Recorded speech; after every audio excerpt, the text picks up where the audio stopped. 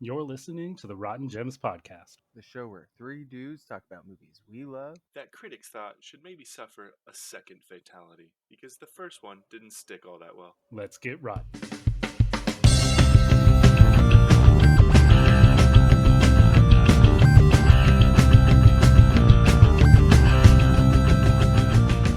If you're still listening, whether it's on purpose or you just took the family out to get some burgers for the night, and all of a sudden it just started hailing in the middle of July, and then this masked man came out and started throwing ice at everybody for seemingly no reason. And in the commotion, you noticed this guy left his phone, and you thought, hey, free phone. And you picked it up and noticed that he was mid podcast, and that's why you're here? Well, we thank you. And who exactly is we? Well, I think it's time I introduce you to my co host. I'm Kano. I'm Marcus. And I am Brett, no nickname, because I didn't think of one. And we are your Rotten Gems crew. You may be wondering, did he mention fatality again? That's right, we are back. We love Mortal Kombat so much we wanted to talk about it again. It was really a great movie, right, guys? Hells yeah. Watched the first one and was like, get over here. But we're not talking about the 1995 Mortal Kombat. We're definitely not talking about the sequel to that movie, which, depending on who you ask, doesn't exist. Are you serious? Fuck! I watched the wrong one? It starts with Johnny Cage dying. And that's why you don't watch the second one. But no, we are here talking about the new, remade, remastered, reinvented Mortal Kombat that came to us in the year 2021. This is potentially is this a Rotten Gems first, guys? We're talking about a movie that came out in the same year that we're making. Have we done that before? No, yeah, this is definitely the first time. Yeah. Usually our movies are like mid 90s. So when I ask you guys when you first saw this movie, I think I know what your answer is going to be, but this time it's actually feasibly believable. So, guys, when did you first see this movie? This would shock you. We saw it together virtually, share play on HBO Max. Unfortunately, theaters were closed and we could not watch it together in theaters, yet we watched it together because that's what we do. Because that's what friends do. This is very accurate in the timeline, and I love it. But yes, this movie did come out earlier this year in the first half. And right off the bat, I don't know about you guys, but I love this movie. And just like the first one, love that too. I was shocked to learn about the rating of this movie. So before we get into the rating, what were your guys' initial thoughts on seeing it? Because we'd all seen it before we watched this rewatch, but just curious, when you first watched this movie, what were your initial opinion? I loved it. I didn't see anything wrong with this movie. Going into it before watching, I was very skeptical about this. We've been hurt in the past. But I love this movie. It was great. Much needed upgrade. And I agree with the both of you. A lot of the complaints I had with the first movie were actually resolved in this one, and we'll get to that. But it's kind of shocking that we all love this movie because guess who did not? Most other people, it seems like, because Mortal Kombat 2021 received a 55% on Rotten Tomatoes from critics. It did make up for a little bit in the fan section with an 86%. And on IMDb, out of 146,000 reviews, it scored a 6.1 out of 10.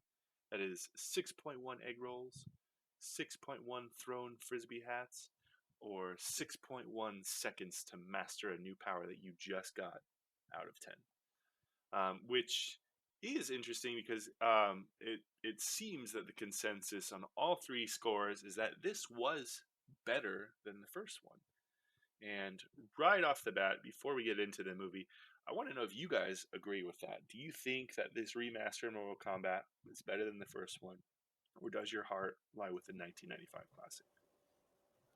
After watching them pretty much back to back, this one's definitely better than the first one.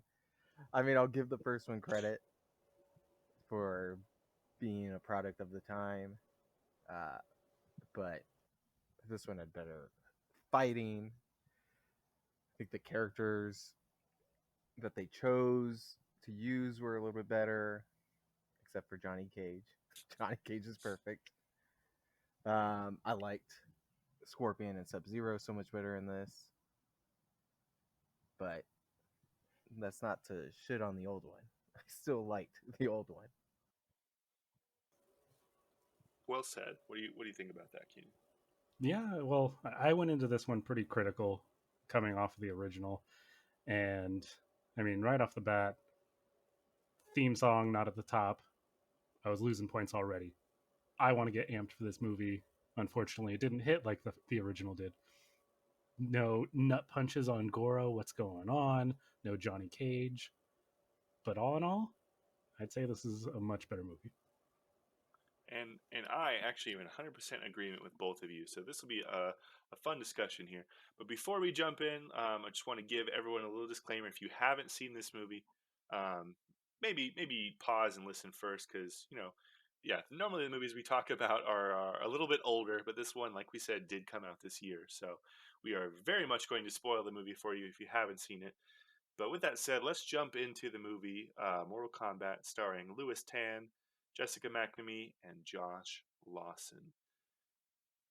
So right off the bat, guys, to Keenan's point here, no awesome theme song to start, so it does lose points there. But I don't know about you, but I was definitely captivated with that opening scene. It was not what I was expecting, and I thought it was pretty great. Starting off in the residence of Hanzo Hasashi in Japan, 1617. What do you guys think about this opening scene here? That scene was amazing. Yeah. The only thing I can take away from this is that it definitely took notes from the original 90s movie with child violence, with the villain already killing a child and a woman. Definitely. Um, so it's funny you mentioned that, because the first time I laughed in this movie, it was very, very quickly in the movie. And I don't know about you guys, but I watch everything with subtitles on it. Not because I'm like I need the subtitles or anything, but I just prefer to, because sometimes I do be snacking a little bit, but also I just like to like read names as they're presented and get the spelling. I don't know, maybe it's the DM in me, but with the captions on, you have the little baby crying in the very beginning when they decide to hide the baby in the floor, and the little son is trying to calm down the baby. And if you watch the movie with captions, you see one of the greatest things captured there, and it's when he was trying to soothe the baby. It says "soothes" in In Japanese. Japanese, I saw that too. I was like, oh, that's great, perfect. But to your point earlier, that I definitely think they took the first movie and amped it up here, and you could tell right away in that first scene with all the people that Hanzo is killing on his little farm there.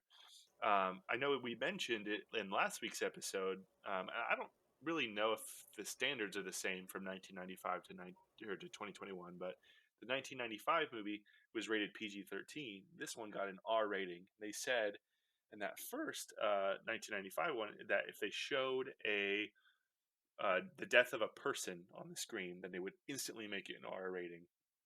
Again, I don't know if that's the standards are the same these days, but regardless, this would have been an R-rated movie They in showed 1995 standards immediately. plenty of deaths of Yes, plenty of people. very, very bloody. In fact, I don't know if you guys knew, but the film was initially supposed to be rated NC-17 upon the first submission to the MPA for graphic violence. Director Simon McCoy later said that he hired an editor to cut down several gory and brutal fight scenes to achieve a commercially desired R rating. So I don't know about you, but I've never really seen an NC-17 movie that didn't have some boobies of some sort in it. I can't think of He's any. gonna need more than boobies. True, it's what is done with the movies. But just stab someone right in the boobie. NC-17 movie. Only um, if they die. yeah, so this scene right here is where we're first introduced to Hanzo, which I don't know about you guys, but the whole first scene, I'm like, okay, so this guy's supposed to be Scorpion, right? I'm not. They didn't really explicitly say right there. I think that opinion was cemented that when we see his fighting opponent suddenly conjure ice in his hand, which What was Sub-Zero's name? Bihan. Oh, okay. Yeah, I couldn't remember it. I knew. I'm just gonna call Yes. him Sub-Zero. So, little known fact here about this movie. So, Bihan is in the house and he conjures some ice in his hand. And this is a secret little hidden Easter egg that he may be the ice character known as Sub Zero. I don't know if you guys knew that. Is that That was an Easter egg? Hey, a little known Easter egg. Yeah. When they call the main character Cole, that is actually the character Cole. How many hours of research did you sink into that one? Honestly, it's a tough job, but someone's got to do it, So What I thought of, or what I liked about that scene was when, if you notice, when he first does it, first starts conjuring ice in his hands, you can see blood start coming out from his hands, like he's still mastering it. I guess, I don't know, but it's like hurting him, almost like Wolverine and his claws. That's immediately what I thought was Wolverine. Like, it hurts every time. Yeah, and also the ice was coming out of his hand like much slower than we saw it later on too. So that was exactly the opinion I had formed too. So when they show him after that fight and Hanzo and Bihan face each other in the courtyard outside, it's like now very much apparent who these two are supposed to be, because you actually see out in the light Bihan's wearing all blue, and you see a Hanzo wearing black and yellow. And who wears black and yellow? And don't you make a sports reference? Steelers. Swear to God. My enemy. Before that happens, though, he's fighting like all the ninjas coming up to him, and I actually enjoyed that scene because it gets away from that trope of one person attacks at a time. Everybody who's there is going in as soon as they possibly can. There's nobody holding back. He's just so badass. He's killing everybody 3 at a time if he has to. Which, say what you want about the dude, he's efficient, Right. I mean, like, gets his ass kicked eventually throughout the movie. We're going to jump ahead a little bit. Never wins, really, on his own. But it's still a badass in his own regard. So the thing about this scene, though, is because I'm like, okay, Scorpion and Sub-Zero, awesome. But then I was confused because this scene is in 1617. I'm like, did they just introduce these two characters? So I'm like, okay, maybe they want us to think he's Scorpion. But this theory was further cemented because I don't know if you guys noticed, but at one point during Hanzo and Bihan's fight, Hanzo whips out like a little secret move there, and he gives Bihan a little nut punch.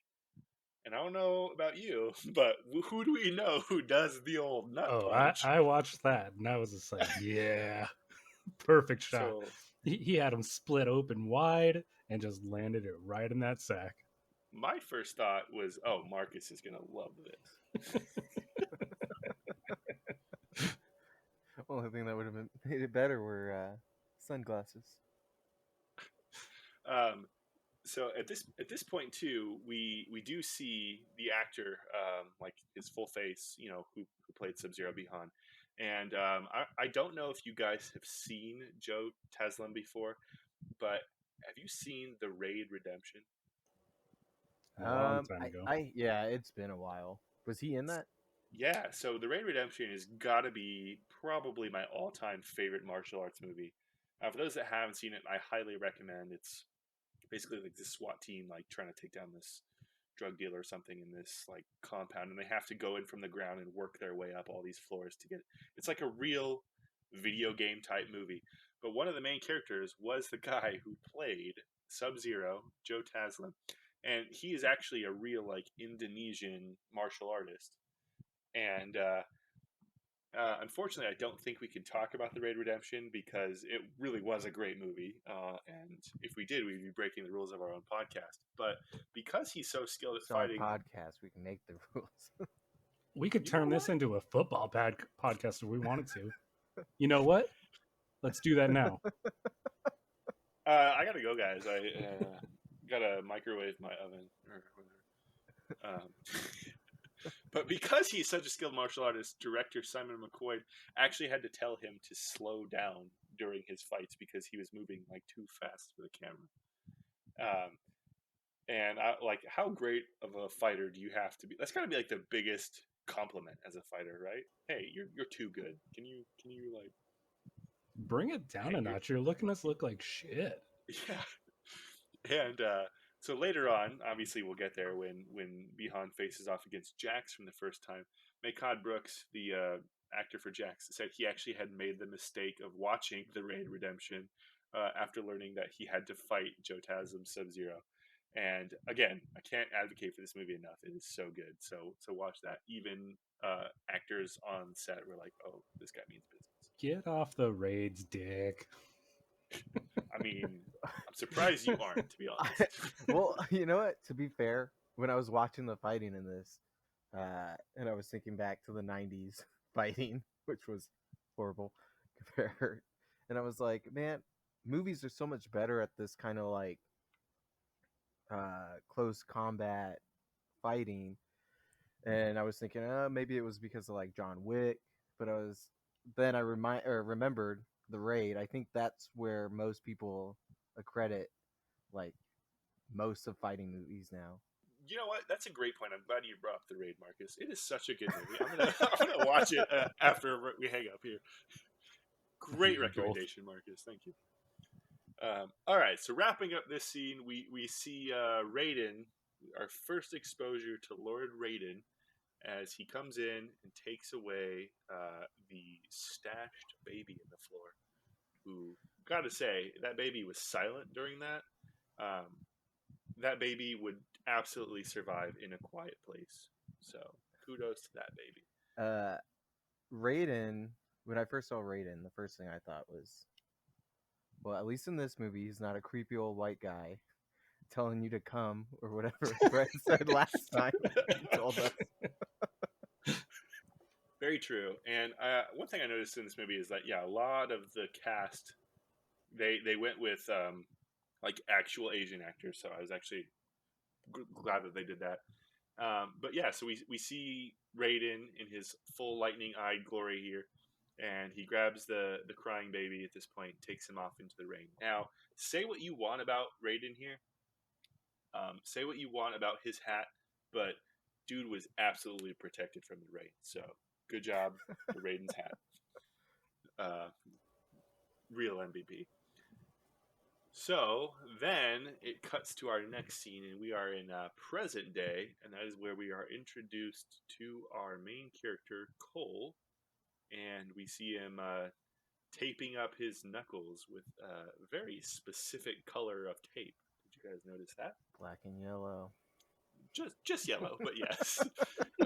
Yellow. So they use color a lot with Cole. So, he's taping up his hands with yellow.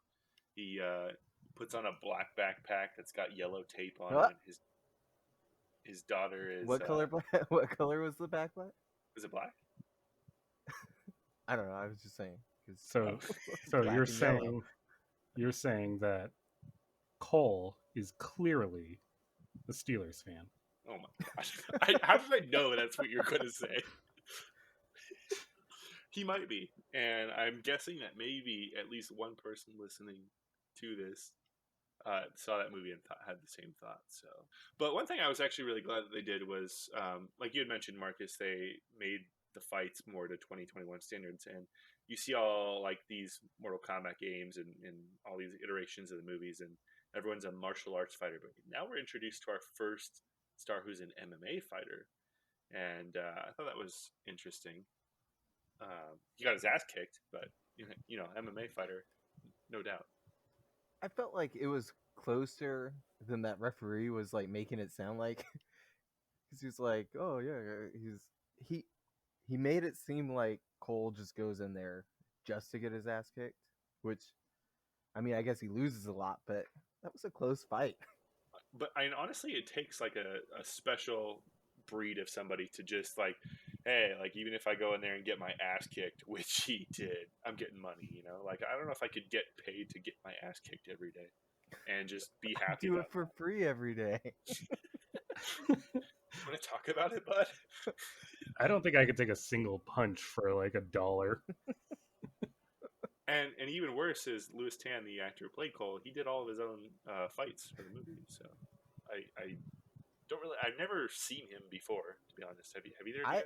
I the only actor I've ever seen in another movie was Hanzo Scorpion, and I don't Really? know his name.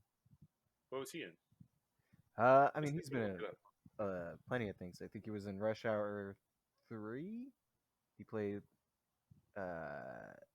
Jackie Chan's brother, I think, Hmm.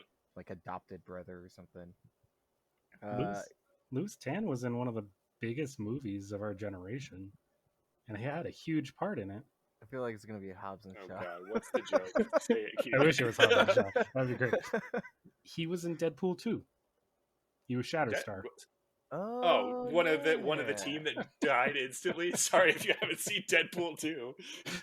Was he He's really? an alien. Yep. He's the one that Okay. flies into the helicopter. Like it's like Man, green, they did him right? dirty, Yeah. didn't they? That whole scene was great. Just Hey, to introduce a team to kill them all. I love that. back to the movie though. Back yeah, to that Mortal fight. Kombat. I one of the things I thought was funny about this movie is how they get so many people to come to this underground, unsanctioned, bare knuckle or MMA fight. Right, and especially because Cole was like, "Oh yeah, find someone else who'll do this in an hour's notice." So how do they promote this fight within an hour that people would want to come see, or do they just not care? They're just out for blood. I mean, if you can get hundreds of people to show up to a dinosaur fight, I think you could get 100 people to show up to an amateur UFC fight. That's true. Dinosaurs do fight. There's an event here where we live, Dino Fight Night, and I almost went to it. Didn't go to it. Not a sponsor. Not a sponsor, but if they would like to be, hey, guys, dinosaurs fighting, we could talk about that. I will reference that every time if they want to sponsor us. Feel free. Yeah. We could work it in here. But one person in the audience at this fight of Coles was Mr. Jax here, and he did have a much bigger role than Jax in the original 1995 movie.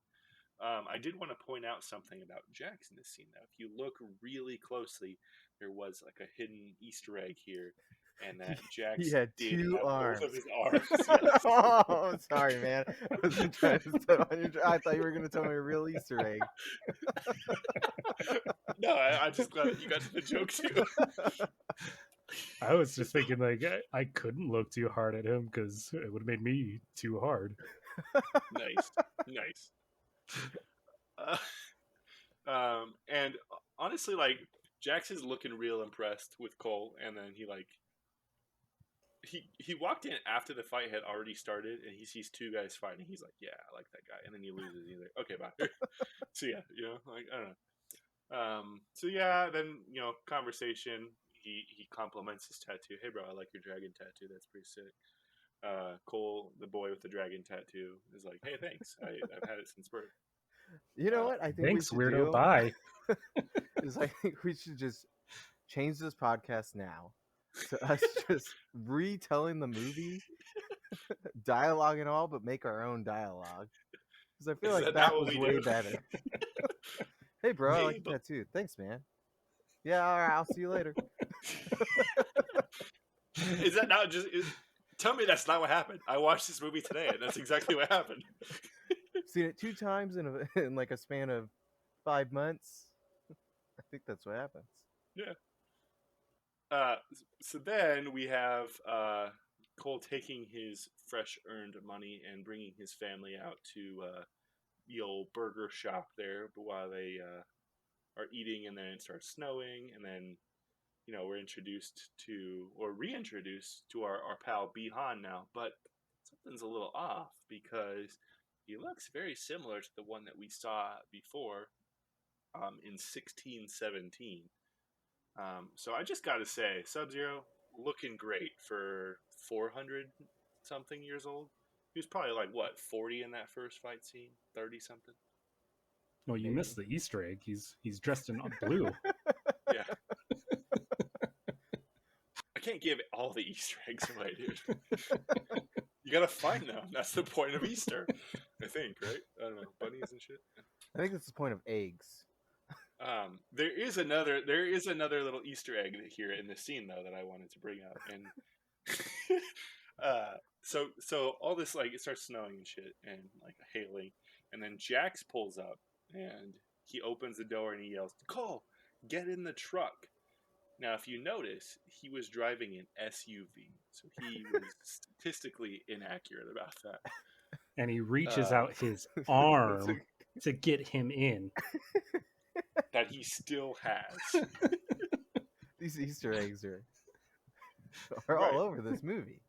So really quick, with these Easter eggs, I feel like just if you have any knowledge of the Mortal Kombat universe, this couldn't have been the best movie that it could have been, just because of what your expectations are, right? Like, if we all know at some point, okay, something's got to happen to Jax because, arms. But if you didn't know anything about this, do you enjoy this movie more? What do you guys think? Yeah, I mean, not necessarily that you would assume that he's going to lose his arms. I mean, in the first game, he does not have the metal arms, so it could have been just him with his arms the entire movie. And if he That's was going true. to get metal arms, it doesn't have to necessarily be him losing the arms. It could have been just enhancements. That is true. Arms or not, Jax definitely was armed, because he does take out some heavy weaponry here, and he decides to take on Sub-Zero in this abandoned warehouse or something by himself, while Sub-Zero, telling who Cole, has Mike Myers speed, apparently. Jackson, everybody drive off for like 10 minutes. Please correct yourself and say Michael Myers, because Mike Myers was known for a lot of things. I don't know if speed was one of them. You might be thinking He of Keanu Reeves. took a lot of speed.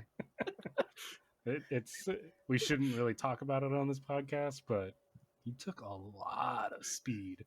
You don't think somebody's that funny without taking speed. I said he was on SNL in like the 90s. Oh, so it's just part of the culture. Yeah. It was part of the welcome committee. Welcome to SNL. Here's your speed. Our attorneys are actually liking us to say that this is indeed a joke for reasons that we don't want to be sued. We don't have any budget, so. And again, don't tell us if you've killed people. Can't emphasize this enough. You can, as long as you say "just kidding" at the end of it. I think that's just the rule for everything in life, right? But no winking faces afterwards. Yeah. So now we have the ultimate face-off of Jax versus Sub-Zero here, and wouldn't you know it, something happens to Jax's arms, and they get frozen off. But I do want to point out a little Easter egg here. 2 seconds before the arm thing happened, Jax is getting his ass kicked by Sub-Zero, and then I think maybe in an attempt to psych himself back in, he says, "I did 6 tours, motherfucker," or something to that degree. Now, they never specifically said what branch he was in, but do you guys think it was the Army? Boo. Okay. Hey, That's enough. Easter eggs. Before we get too far, I did have a question. Even right after Jax tells Cole where to go in Gary, Indiana, the address, do you guys remember the address? Because No. how do people in movies remember that kind of stuff? Like he just verbally told him the he was address? like, go to ba ba ba ba ba in Gary, Indiana. Oh, okay, It's cool. I'm on my way. Yeah. And like they never acknowledge it again. He knows exactly where to go. For all he knows, Jax is dead. Life and death situations, I think it would be a different scenario. I think you'd be pretty keyed in at that point. I don't know. I think I'm concentrated on the guy attacking us. I mean, I like to think I'm pretty cool, calm, and collected, but the second shit hits the fan, I'm like, what do I do? I'm sorry, what? Can you give me detailed instructions again? So I'm with Marcus. I would absolutely not remember what's happening if someone's trying to kill me. Well, I hope you're with me. Yeah, I hope I am too. Did they say where this happens? Because how far away was Gary, Indiana, from wherever they were? I don't know the city that this was. I don't know if they said. I assumed it was California, but I don't know. So he just drives a truck to Indiana from California. Well, I guess it couldn't be California because the guy was like at the end when he talks about going to Hollywood. True. So Who knows, right? I don't know. But yeah, so he he does drive up to Gary, Indiana, to meet Sonya Blade, and like the way he entered her property, I guess he just like backs the SUV up and then like jumps the fence off of it, and left the car on. Yeah, with the lights going and That everything. really Like, pissed me off. don't want to draw attention to it or anything. You know, he's trying to sneak onto the compound. Uh, So obviously he doesn't make it very far, where he's met with some resistance here, and he gets some legs wrapped around his head. And guys, I'm going to say something really controversial right here. If I could choose how I'm going to die, Cole, if he would have died right there, would have been all right. Just saying. That's the way to go out. He got the best of both worlds. Yeah. He didn't even You have got to to live. die. Yeah. So after that, though, I don't know if you caught this Easter egg. So they go inside, and she has knives everywhere, or also known as blades. Holy shit! Oh shit! Sonya Blade? Do you think she's a Blade fan? I was gonna say. Oh yeah. No, you're probably right. Yeah. So I do love that. Like, okay, so this time they actually do say that she's special forces. Where I know that we talked about that last time about how like just our outside of the movie knowledge. So right away they've taken that off the table that she's special forces, and she's showing us her Charlie Day conspiracy wall about Mortal Kombat. And it's funny because Cole actually is like, oh, they spelled it wrong looking at Mortal Kombat That on the was wall. great. Yeah, that was perfect. And then I was like, oh, why do they even spell it wrong to begin with? And what actually didn't take too long to find. When looking at the photograph with Mortal Kombat on it, Cole says combat was spelled incorrectly. When the original game, Mortal Kombat in 1992, was being developed, it was originally titled Combat with a C, but there was difficulty in securing that title for some reason. The video game designer Steve Ritchie suggested renaming the game to Combat with a K, with creator Ed Boon observing the strikingly misspelled title. It helped draw attention. So they're like, just typo it up. And that'll fix it. And here we are 30 years later. A typo made it 30 years. So just think about that when you think that your mistakes don't amount to anything. You had to put a number on it. Make us feel old again. Real I mean, I don't know cool, about you, bro. but I felt old from movie one. I don't know about you. My body makes me feel old. My back always hurts.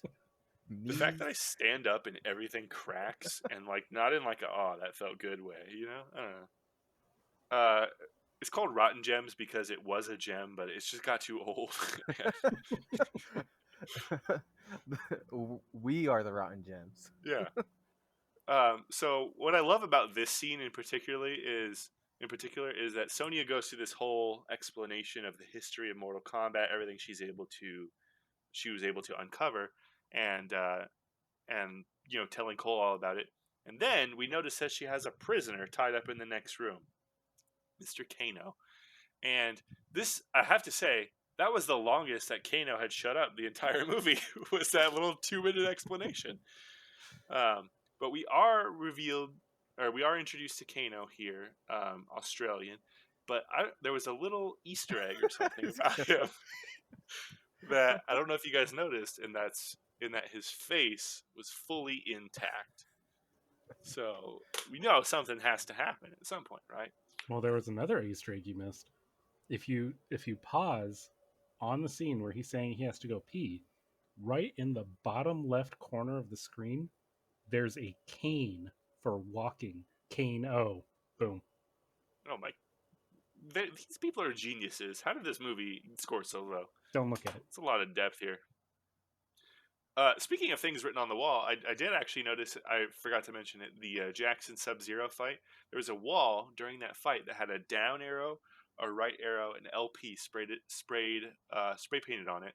And it was actually the video game command for Sub-Zero's Ice Freeze move. I like how the one actual Easter egg that you have commented on, you did not mention it being an Easter egg. Oh, so you have a problem with my Easter eggs? No, they're good. You They're good. not pointing out that Yeah. was an Easter egg. Yeah, I know it's November now, and they probably don't taste good, but they're still perfectly good Easter eggs. A little bit of a Thanksgiving stuffing for you guys. Yeah. Yeah. Anyway, back to Kano. So we're talking about all the Mortal Kombat tournament and the markings. There's more history revealed about the markings, and I love the part where Cole's talking to Sonya, and he's like, "Oh, where's your marking?" And she's like, "I don't have one." You hear Kano in the background. Wah, wah. Yeah. So right off the bat, they took the Johnny Cage comedic effect and absolutely applied it to Kano in this movie. No, I'm pretty sure we're all in agreement about that. 100%. So this is where we meet our favorite lovable Australian, but we also met another familiar face. Maybe not so familiar in that they didn't look anything like they did in the first movie. But this is where we meet our new and improved Reptile. Somebody got an upgrade with two Yeah. Ds for a double dose of pimpin'. Who would win in a fight, present day Reptile or previous Reptile? It depends on if he goes into a thing that eats him A alive. gargoyle. I think either way the answer is 2021 Reptile. So we look back at the old one from '95, and we couldn't help but shit all over that CGI. So this one is absolutely much better to today's standards because it was made this year. But I guess we have to check back in 26 years and see how this Reptile holds up. It probably won't. It But probably won't. I thought you were going to say we probably won't be Yeah, alive. we probably won't. told you guys, we feel old. Our bodies are telling us something. Sure. This Reptile was a lot cooler. But it's still, I don't know, still didn't do it for me. No. Still just wanted Green Scorpion. Yeah, they took I think that's a not lot the of expectations. standard anymore. Yeah. Yeah, Even in the that's video what I was games. gonna say. I don't know. I haven't kept up with the current Mortal Kombat's. I know there is more of a storyline, and I know the characters have changed, but yeah, I don't know how much they've changed. But can I also say on the topic of the Mortal Kombat characters, like I don't know how like licensing and rights work, especially when you're making a movie that's not an original idea. But did anybody else feel like the characters they got? They just like, all right, give us as many characters as you can, and I know that means we have to get bottom of the barrel, so they're cheaper. Like I feel like they could have got much better characters, like freaking Nitara, Raiko. Like, come on, like I don't know.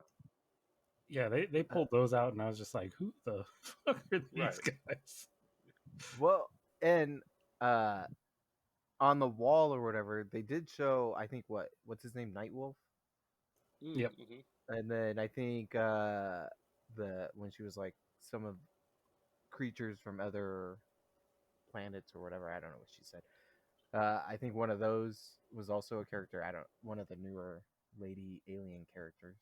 Yeah, and then a little later, when you do see on display in Raiden's Temple, I did see, I think it was Katana's fan blade. Yep. So that was like little references at least. But I was just curious if they had to like pay money per person that they had from the game in there, and that some characters, like obviously Johnny Cage, would be up there, right? Well, and then they chose to just create a new character just for the movie. I'm pretty sure Cole is not in the games. Yeah, No. he's original, and I wonder if they made because obviously I think a game has come out since I'm with you. I haven't played a game in Mortal Kombat game since I don't know, like Xbox One days. It's really not that long ago. I know it really isn't. It took me until saying that to realize, like, oh my god. I am up to date on the newest game, and I can tell you for a fact he does not exist. I wonder if he will at some point. I mean, I'm sure he will. Probably yeah, DLC. probably. Gaming companies love to drain us of our money. But That's true. real quick, back to the reptile fight. I wanted to talk about this a little bit because this came up in the last podcast we did about the original, where somebody was complaining. I think it was your review about a heartfelt piece of the movie, and I'm shocked that they scored this as low as they did, because now you have Kano reaching into Reptile's chest, pulling out his heart. You cannot get more heartfelt than that. And I think that was a direct response to your review. Or your response to that review. Heartfelt, literally.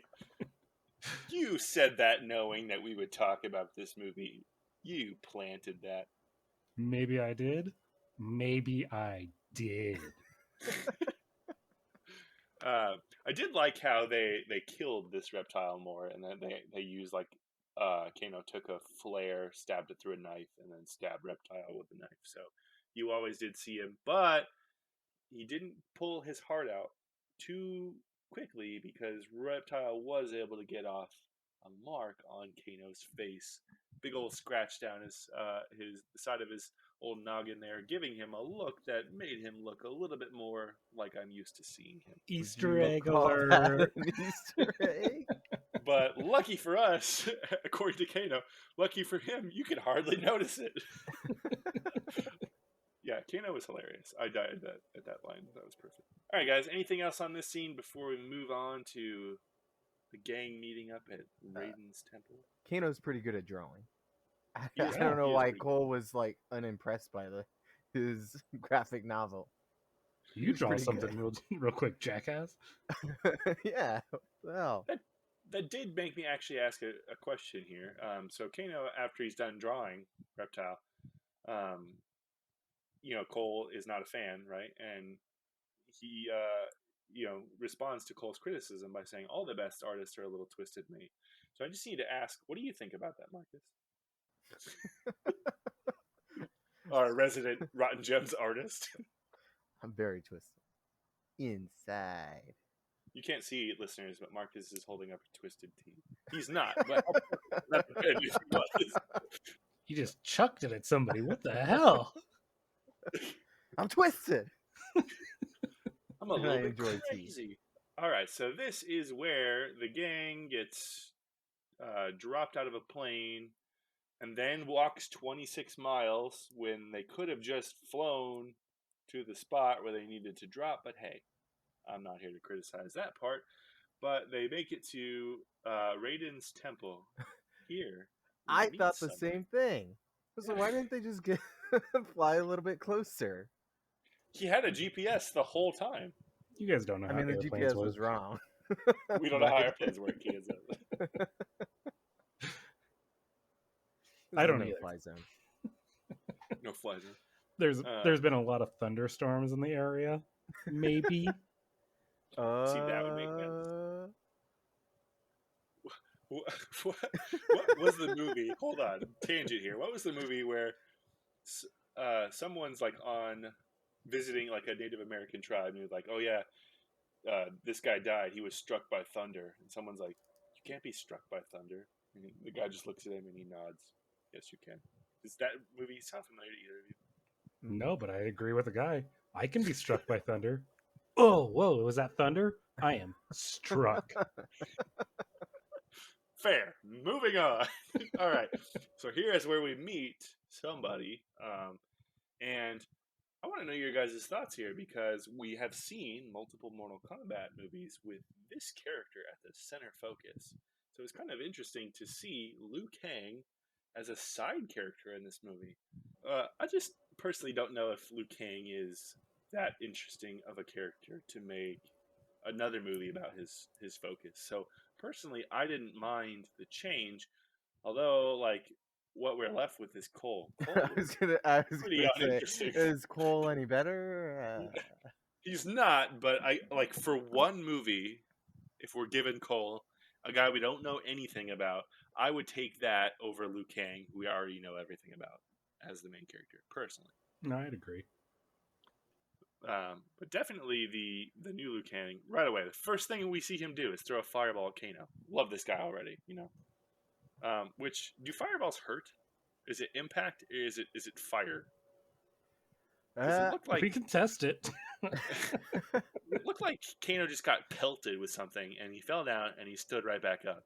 And it's like, okay, what part of that hurt? Was it the impact, or was it the fire? I don't know. I would Hot say the takes fire here, part, Jeff. but yeah, to your point, like, what is fire? Like, can fire impact you? It's not a solid. right? Would it have hurt more, less, the same if Liu Kang just chucked a baseball at his chest? You know what I mean? I don't know.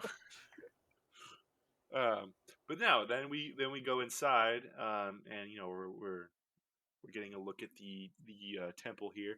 Kano steals Doctor Strange's necklace, and then Liu Kang makes him put it back. But this is where we actually see Jax again.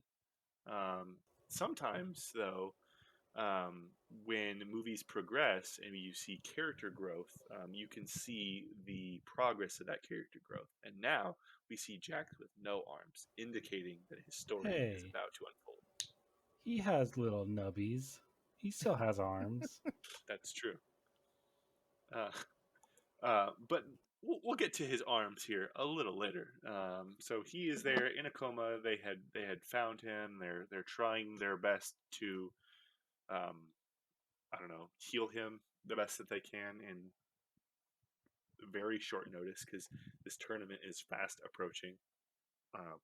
But after we get a look at Jax and some of the key players here, that is where Sub-Zero comes to the temple, and we met a new temple badass here, Mr. Kang Lao himself. Now, right away, the first time I watched this movie, I was a little shocked because they made Liu Kang in the first movie say he was a descendant of Kang Lao, and now you see him and Kang Lao in the same room. But they also say that Kang Lao is a descendant of Kang Lao, so I was a little confused about that. I don't know enough Mortal Kombat lore, so what do you guys think about Kang Lao? Well, Kung Lao is a descendant of Kung Lao, who's a descendant of Kung Lao, who is an offspring of Kung Lao. If I'm Never really thought of it. remembering my history right. Yeah. I thought his entrance was sick. I noted that. Like, huh? I noted that too. I literally wrote #1 entry Kung Lao. That was dope. He just throws his hat and then jumps out the ground. It's like, wow, where'd he come from?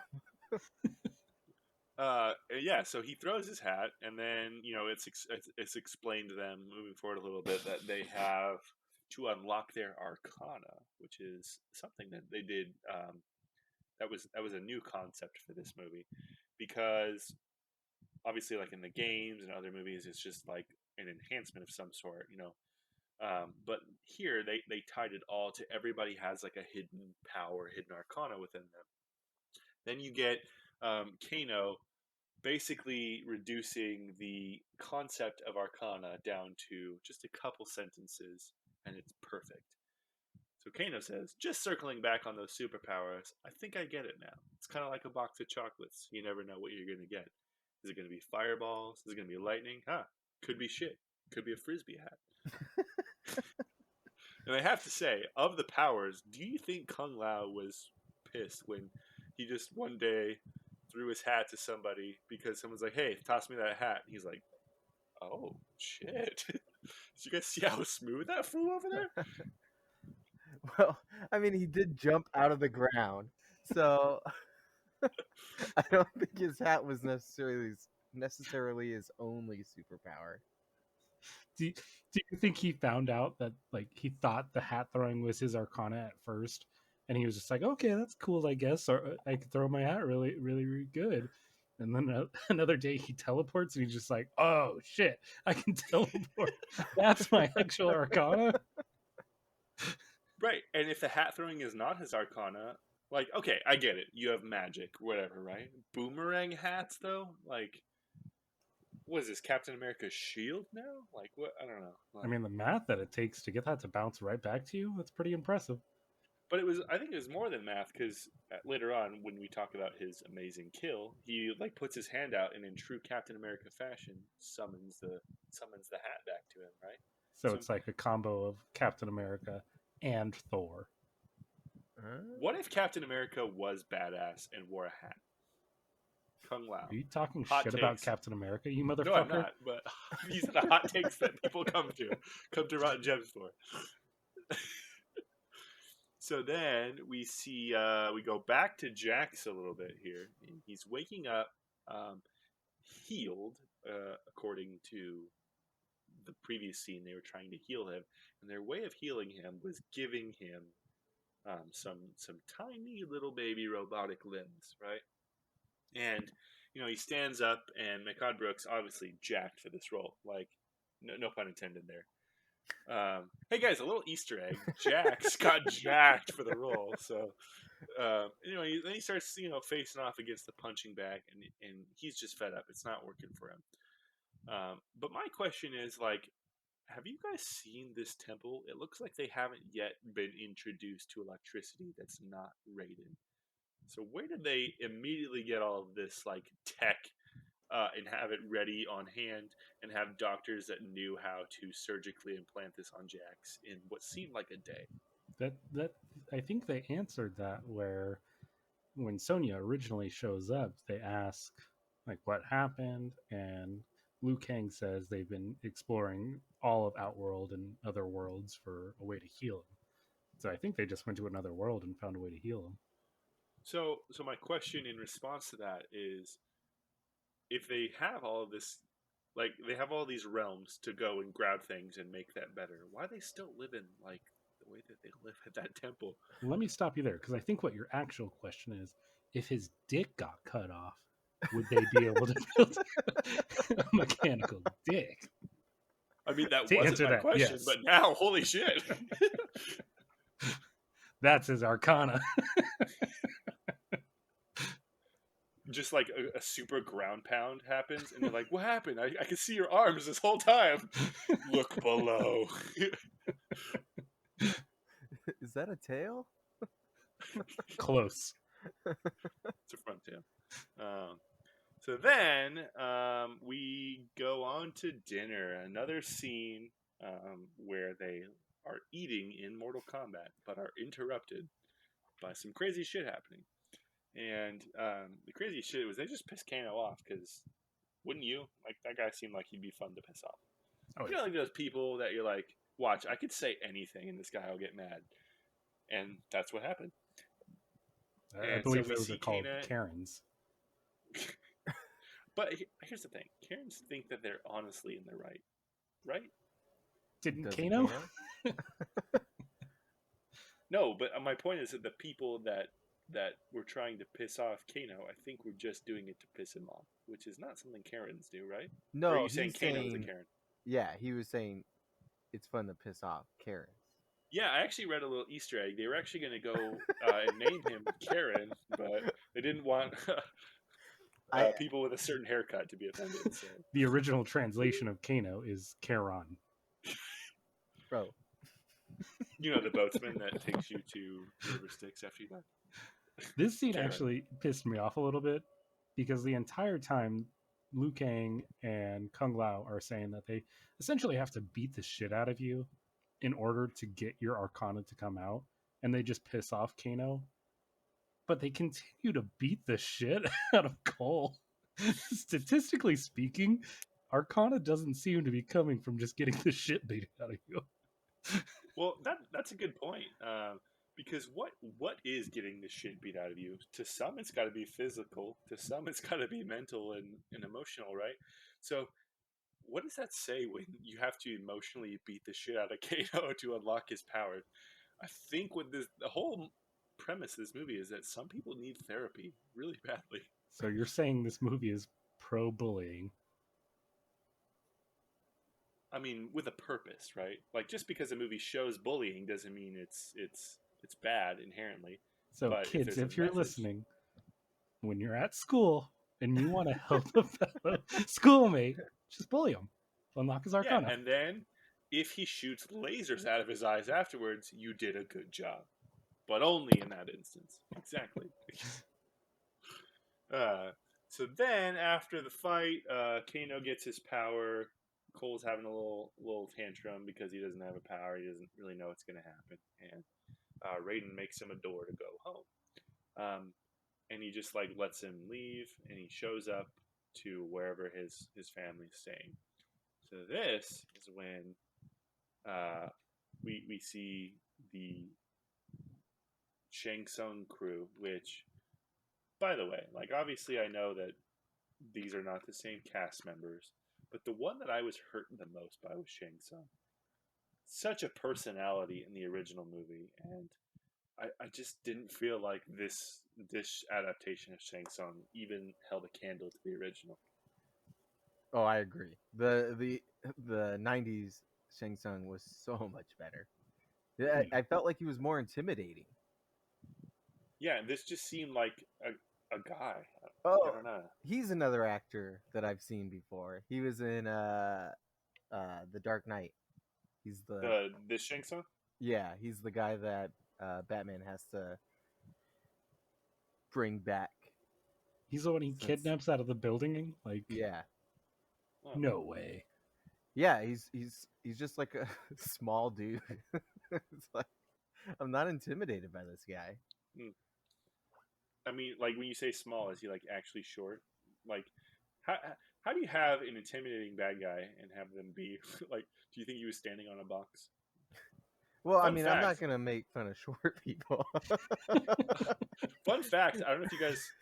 I mentioned this to you guys in person, but John Taffer on Bar Rescue stands on a box to seem more intimidating.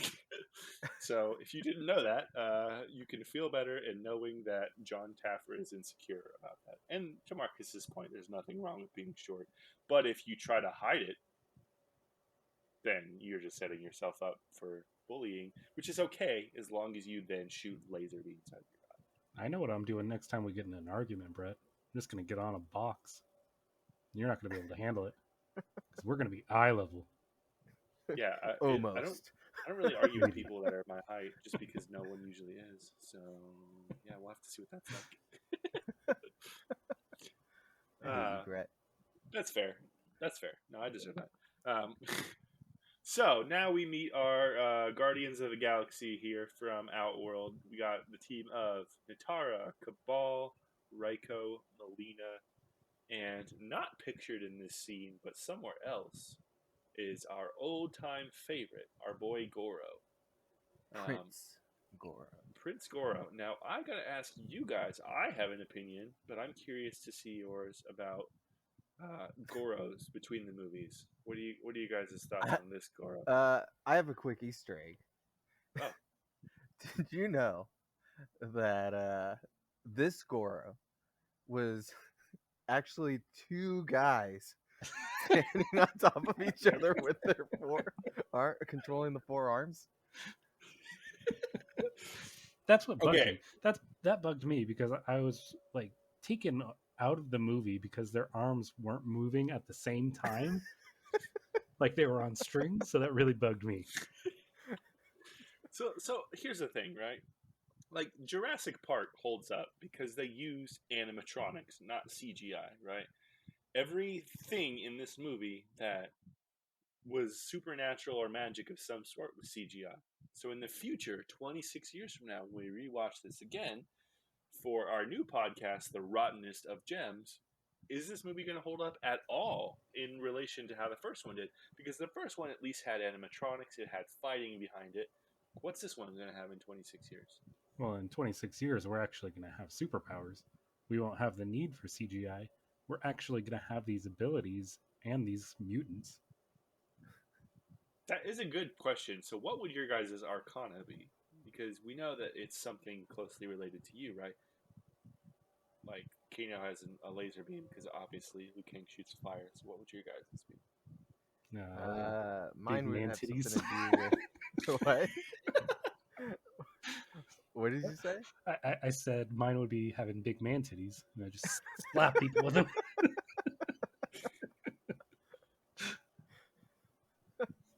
I would hope mine would have to do with some kind of art drawing or something.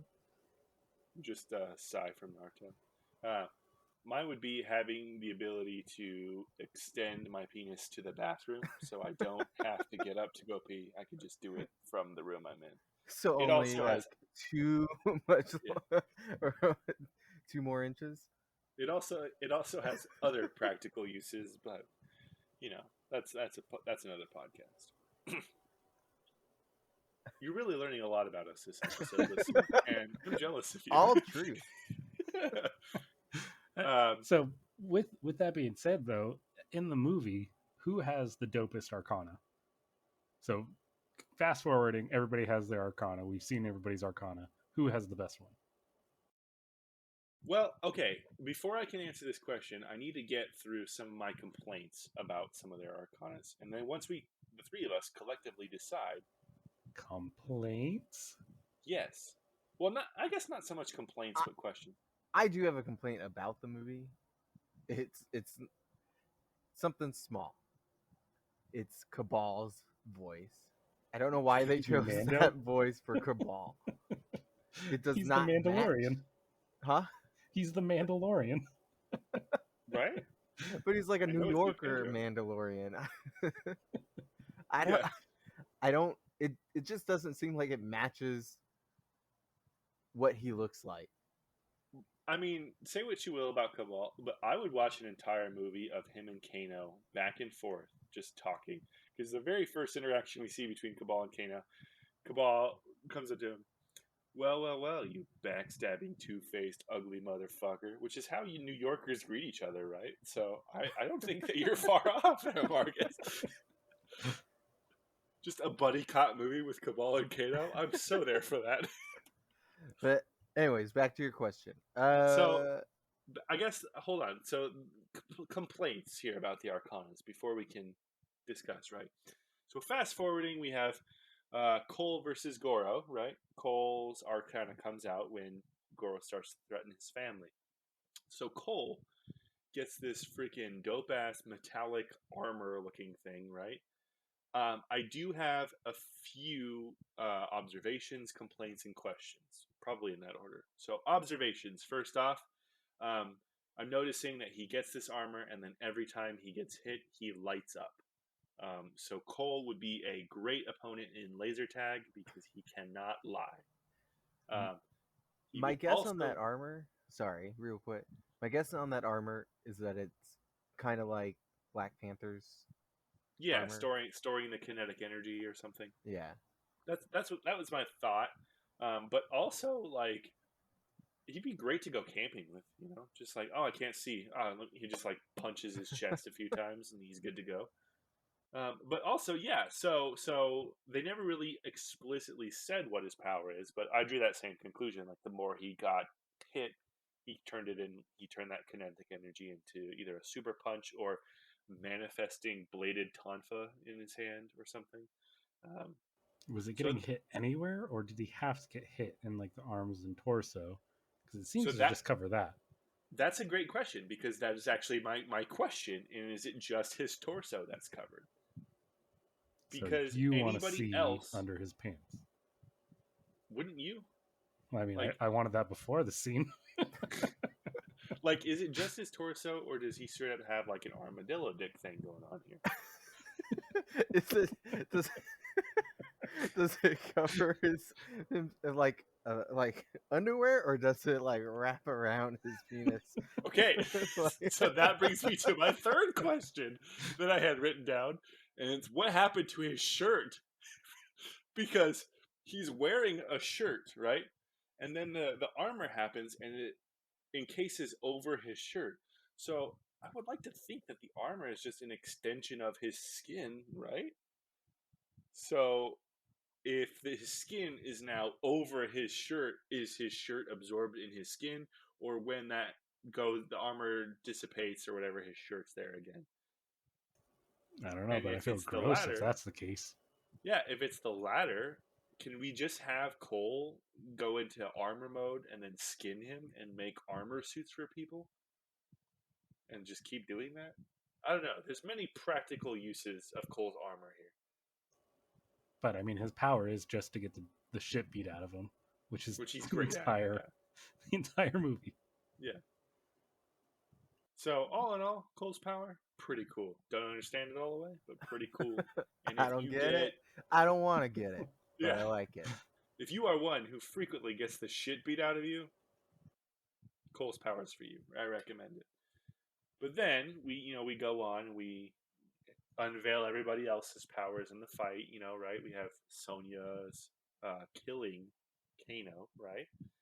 And gotta say, he didn't die in as satisfying a way as he did in the first movie. It was satisfying for other reasons, of course, but Not for him. yeah, not for him. Death by lawn gnome, wouldn't like that. But then the very next scene, Sonya's there, and she's already unlocked hers. So I would like to make the case that Sonya is the most efficient out of all of them. It took her all of 10 minutes to unlock her power. I think probably killing Kano was probably what unlocked her arcana. That was her life's purpose, to kill that guy. That's fair. I get it. Yeah. So, but hers was she only did it super once. powerful. Yeah. She shot, and it literally went through. What was Melina? Melina, yeah. So that's a contender for sure. So then we have Kang Lao, which we've seen because he chucked his hat at Shang Tsung.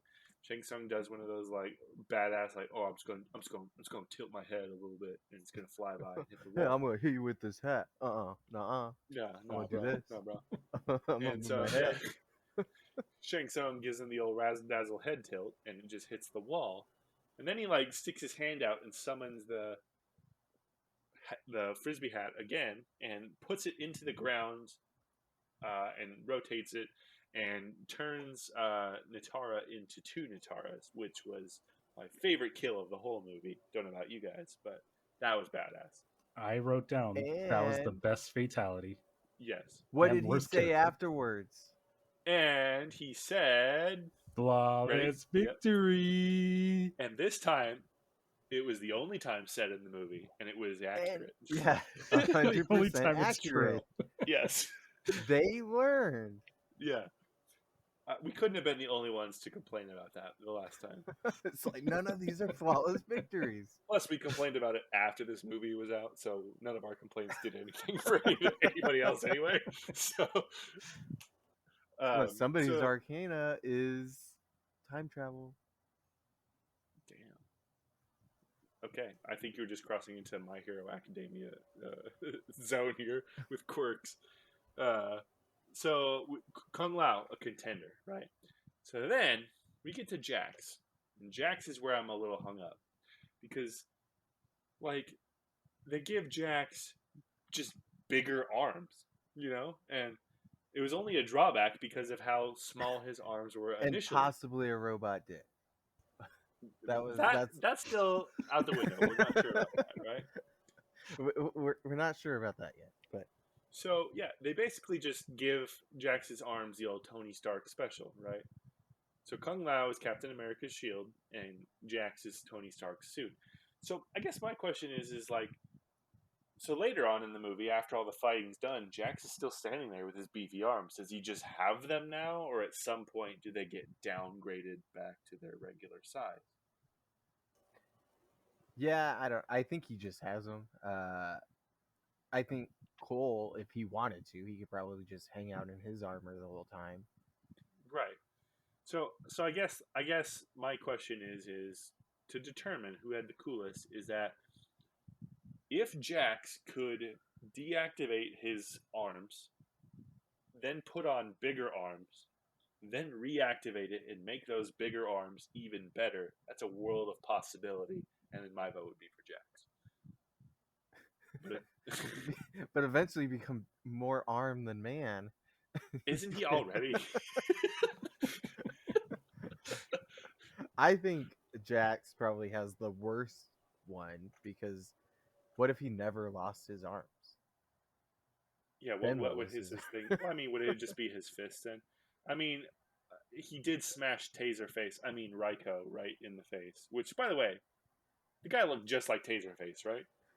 Did anybody else think that?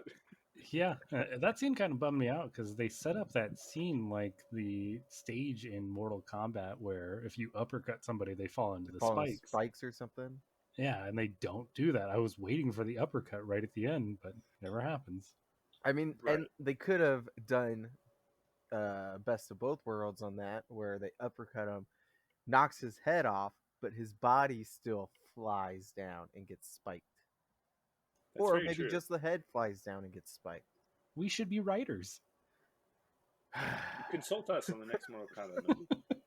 But either way, like I'm happy with how the scene played out because Jax did get to deliver one of my favorite lines in the movie.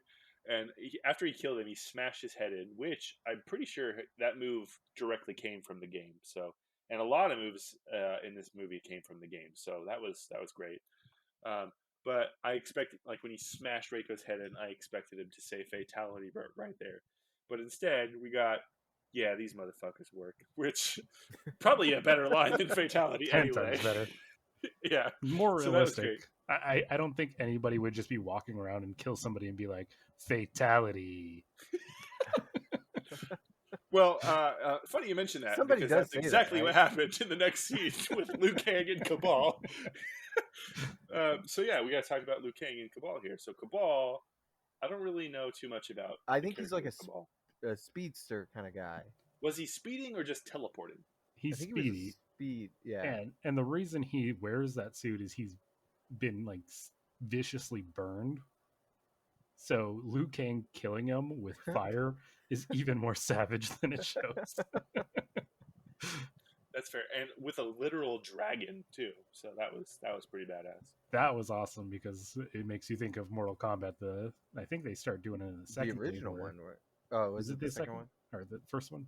One of them, where he like turns like dragon and bites people's heads off, just like he does with the fire dragon in this one. I mean, so yeah. After seeing that, I was like, okay, this Liu Kang is badass. I guess what I would have liked to see was 1995 Liu Kang play this Liu Kang in this exact movie, and that would have been the perfect Liu Kang for me, to be honest. Just because I loved Robin Chu, he was so great and he was hilarious, and I loved it. But I think he might have aged out by this point. probably, yeah, because that was 1995, and he had to be in his prime around that time, right? I say that like I'm not just some overweight guy sitting here talking about a movie that nobody will ever listen to. So, but yeah, so and then we have Sub-Zero versus Cole here after all the fights, and we see some of Sub-Zero's arcana here, which Is that an Arcana? I mean, I guess he was just ice, I yeah. think it has to be. unlocked it like 400 years ago or whatever. Yeah. That's true. But then we see our final arcana of the game, where in true WWE fashion, Mr. Hanzo himself interrupts this no DQ match and comes in and says his one and only English line in the movie fans may recognize, "Get over here." Yeah, and that was great. And so we saw a lot of Hanzo's great moves in this, which Except, hold on, I wanna I wanna complain about the get over here thing. I feel like that should have been in Japanese too, because not that I don't think that he could have learned English in hell in 300 they do have a plus great years. education program, yeah. But he continually talks to Cole the whole time in Japanese. Cole doesn't know Japanese. Okay, so what's funny is I wrote that down. I was like, does Cole know Japanese? So But the he last thing, seems to understand everything he tells him. He's Yeah. just shaking his head. He's just like, I have no fucking clue what that guy just said. Just get out So- of his way. so I literally wrote this down. Hanzo says to Cole, "You have freed me. Take care of my bloodline." So two things about that. One, does Cole know what the fuck he's saying? He's just like, okay, cool. Sure, yeah. He never confirms or denies. He just is looking at him like, yeah, no, for sure. But also, did Hanzo just tell this guy to go fuck some more? Take care Yeah. of my bloodline. Yes, he did. Bring some more. So, In the honestly, immortal words of Raiden, you can come.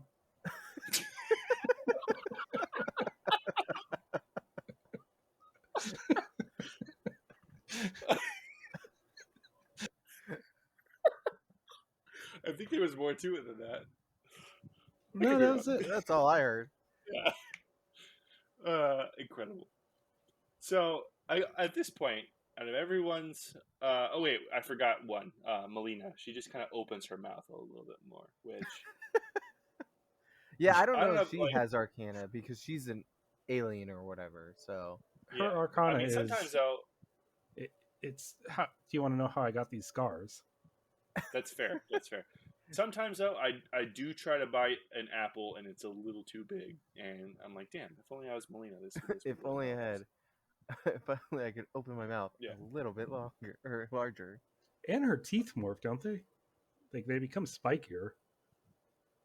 Or are they just always spiked?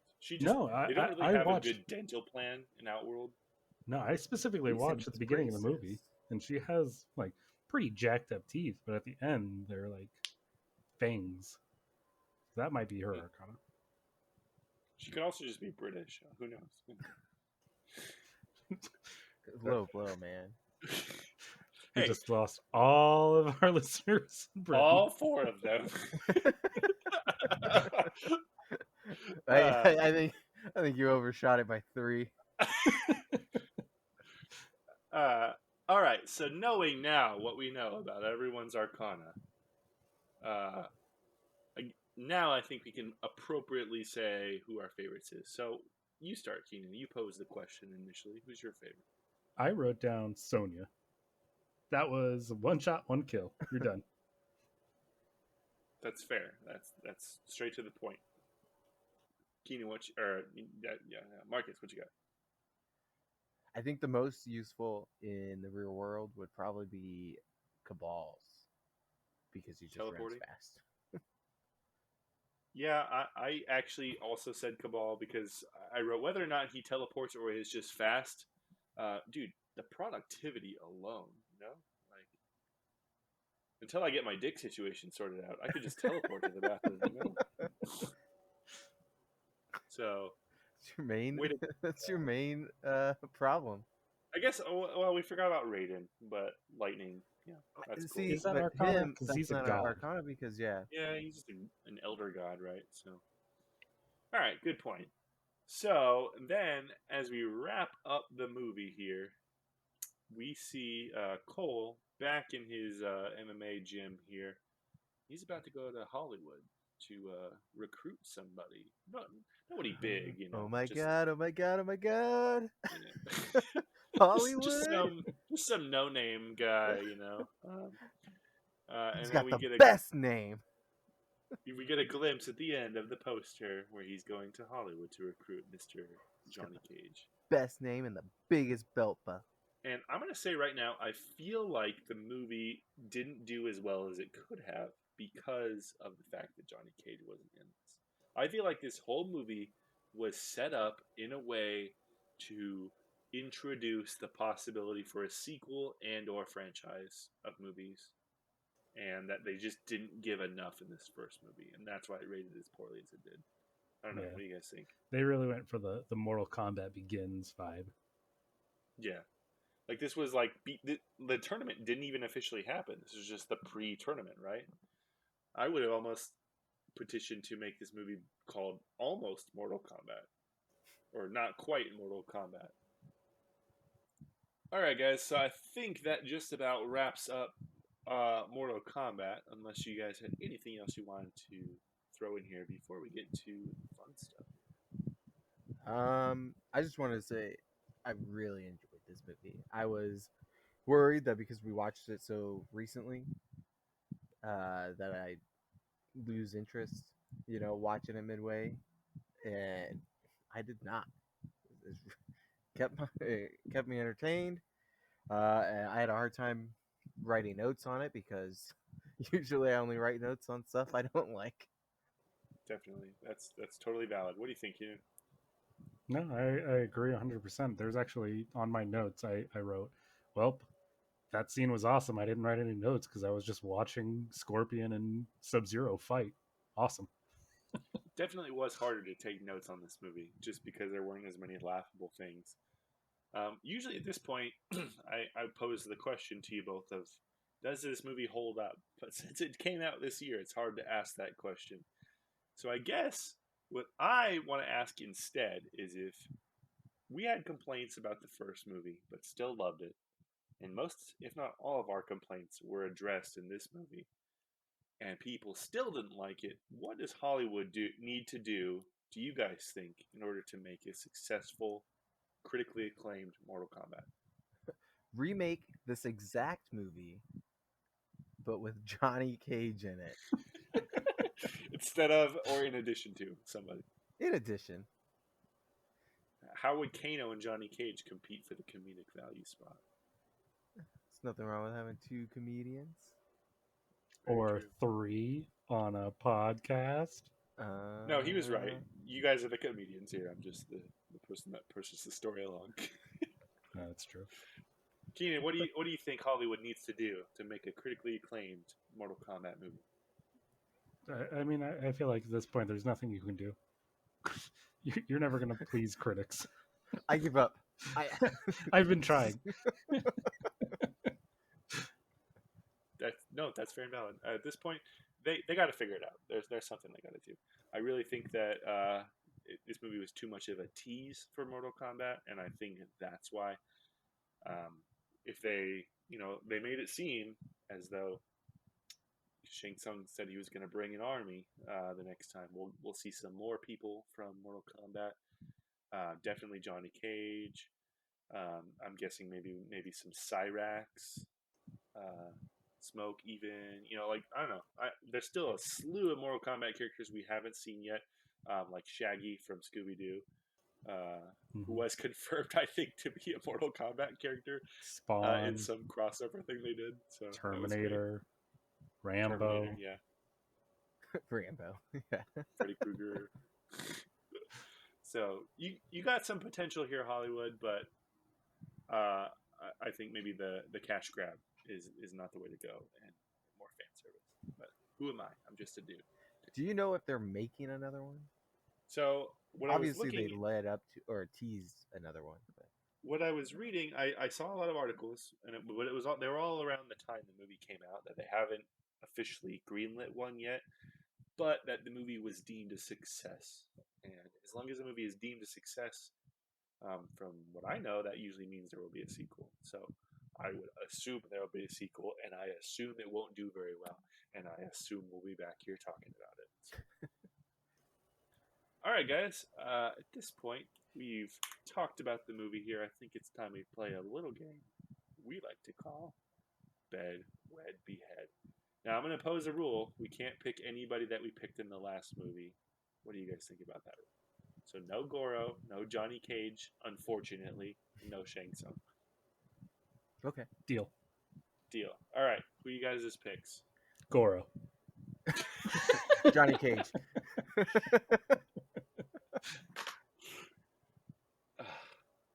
All right, fine. I'll pick Jax. What was the name of Shang Tsung's girlfriend? The one with the wings. Narit? Oh, Natara. Natara? His girlfriend? Tig Notaro. Yeah, her. That's who I'm picking. Wait, You're going to pick somebody you don't even know their name? I didn't get the impression that was his girlfriend. He loves her. He's flirting. He's spitting game. He was all about her. I think real recognizes real, but at that point, like, just look at my Tig Notaro. She's beautiful in every way.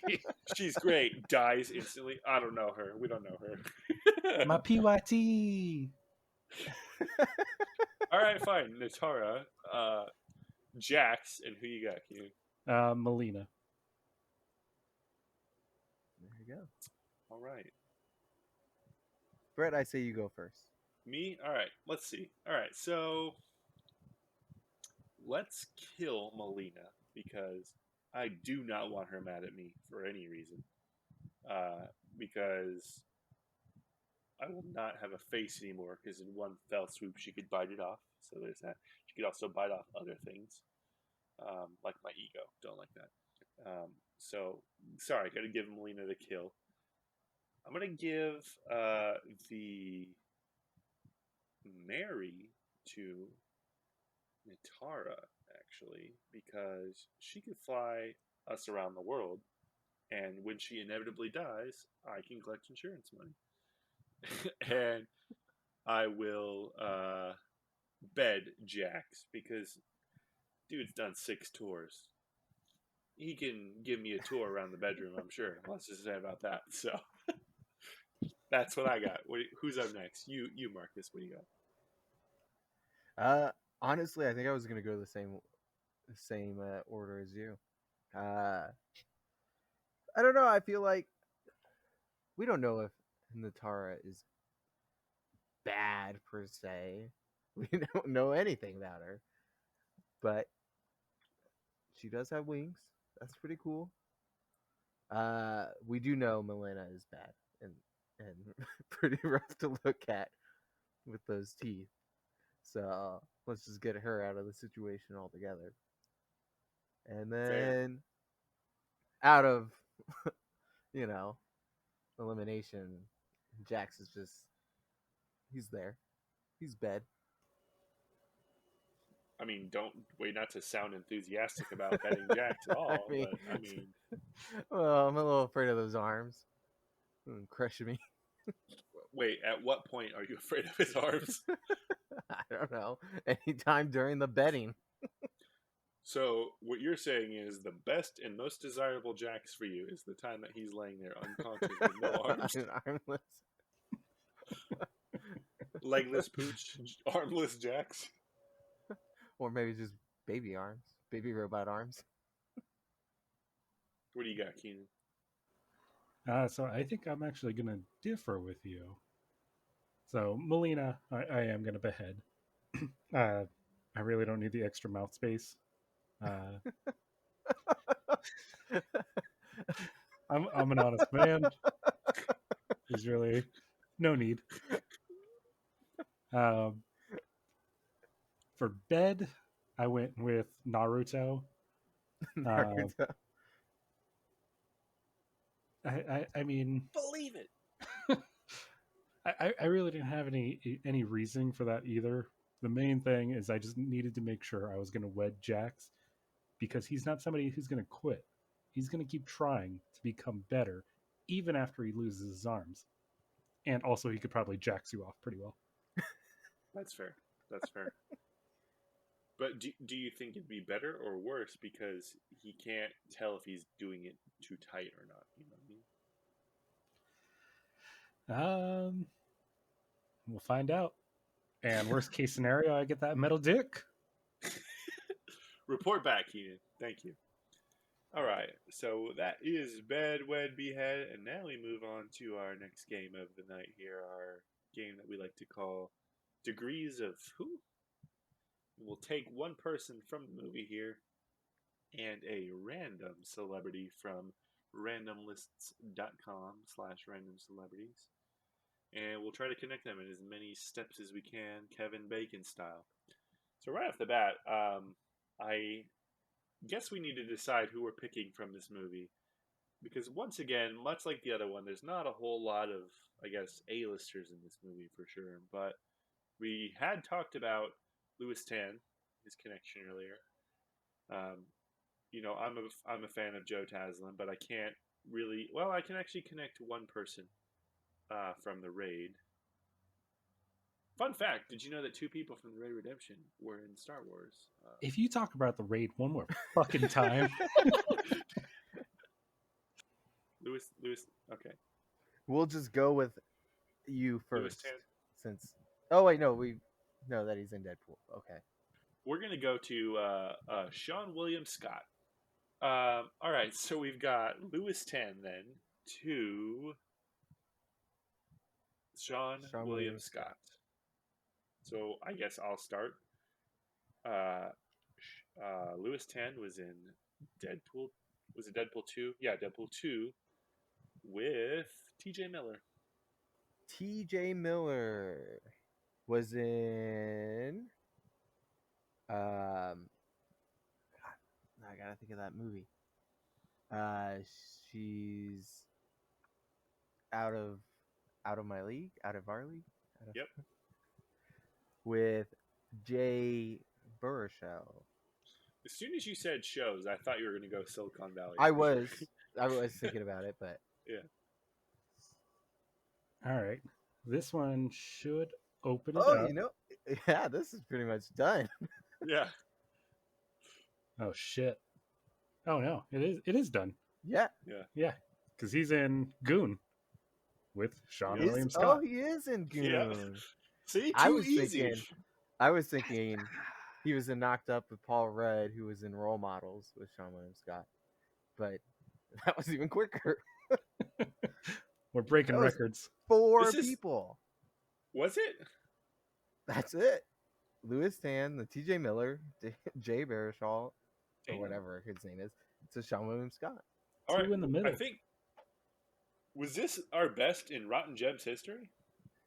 Last week was pretty. I think we even beat last week. Yeah, last week was pretty fast, but yeah, I think last week was 5. And this time it's 4. I think we're not going to get any better than that. And if we are, then I think we will pick somebody else. Yeah, we could do it again. We could do a little better. This person was in the same movie. Yeah. 1. You win. All right. So that Random wraps it. celebrity, Hiroyuki Sanada. Lewis Tan too. I'm gonna pick a random list here. Lewis Tan. He is the same person. Boom. 1. All right, guys. So that was 4 steps. We've done a lot worse. So I'm happy with that. But now I think it's time to talk about our best bad reviews of this movie. Now, this movie was rated poorly by critics, which means there are a slew of bad reviews to choose from. But we have all chosen our favorites here today. And we're just going to shit on them. So who wants to go first? I'll go first. So, my bad review is from Alan Jones of Radio Times, and there's a couple reasons why I picked it. First, it's a bad take. It's he wrote, over reliant on dicey CGI, the film gets bogged down in exposition and backstory, and will have gamers running back to the '90s Paul W.S. Anderson film with open arms. Now, first of all, I want to say, okay, the CGI I didn't think was dicey at all. Kind of goes back to what you were saying, Brett, is will it hold up? I don't know. But for the time, it's actually I didn't see any issues with it. But I thought it was funny that he said that people will be going back to that '90s film as if that was so much better, because literally the review was sandwiched between 2 fresh reviews. One that said it's by far the best movie adaptation of Mortal Kombat to date. And then the one under it was, not for the little ones. The reboot is far stronger than the 1990s version.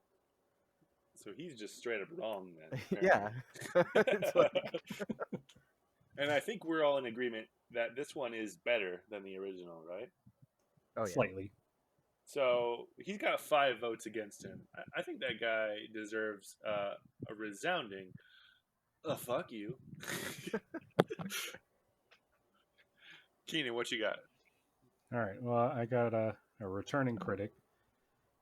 Back from Real Views, we got James Berardinelli, who says Mortal Kombat is slickly made but hollow, offering little to anyone who isn't deeply invested in the franchise. It may be a good tie-in to the video game series, but it's a bad motion picture. And I can agree that, yeah, if you play the video games, you're going to enjoy this more. But if I were to take myself out of any of the video games, any of the previous movies, this is a great way to start. You're not going to Mortal Kombat. You're getting to learn who every character is before going into this. So I just don't understand his point from here.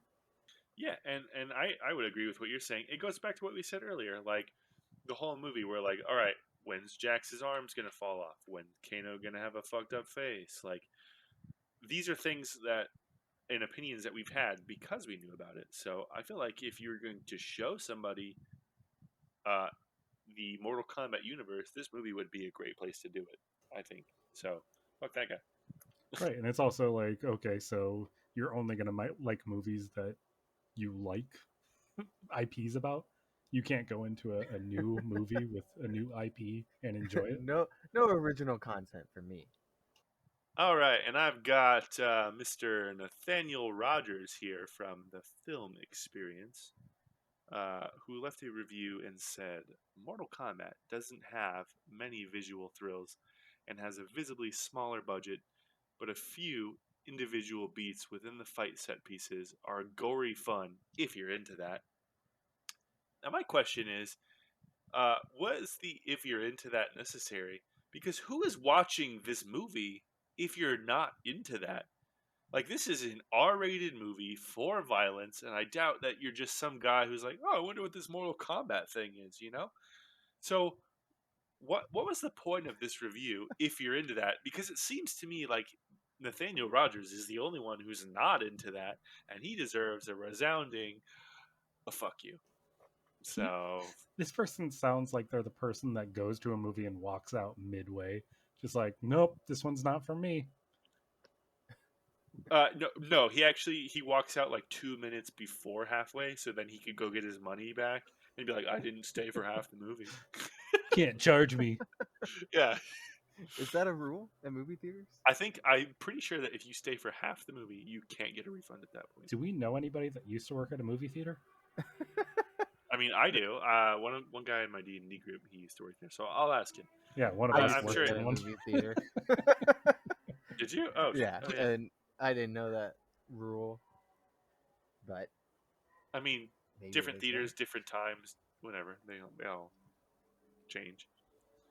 So that has been Mortal Kombat, guys. I want to leave you, though, with some wise words from the one and only Liu Kang here, who said, focus on what you can't deny. Find the truth in you. The pain. It's the ultimate catalyst. Which I think just means sometimes you just got to get the shit beat out of you to learn the lesson. Which is not something I'd recommend. If you can try to not get the shit beat out of you, I would choose that over getting the shit beat out of you every time. But this wasn't really a deep movie, and so that was really the most inspirational quote I could find. So that's what we got to go with. Aside from all of that, though, this movie was once again rated a 55% on Rotten Tomatoes. Yes, critics believe that Michael Bay's Transformers was somehow better than this movie that we all thought was great. So I guess just fuck Michael Bay. Not literally, just the expression. Join us next week as we talk about Teenage Mutant Ninja Turtles 2, The Secret of the Ooze, which is the best in the trilogy. If you don't agree, fight us. But after you tune in to hear our case as to why. I don't agree.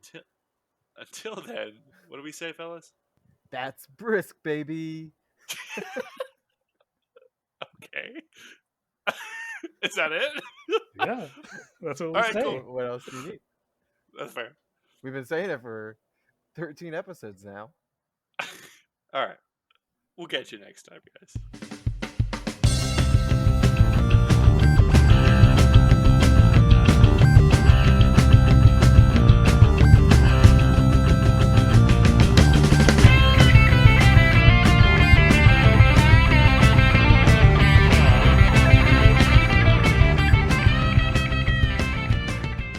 Yeah, put a fucking shirt on, Magic Mike.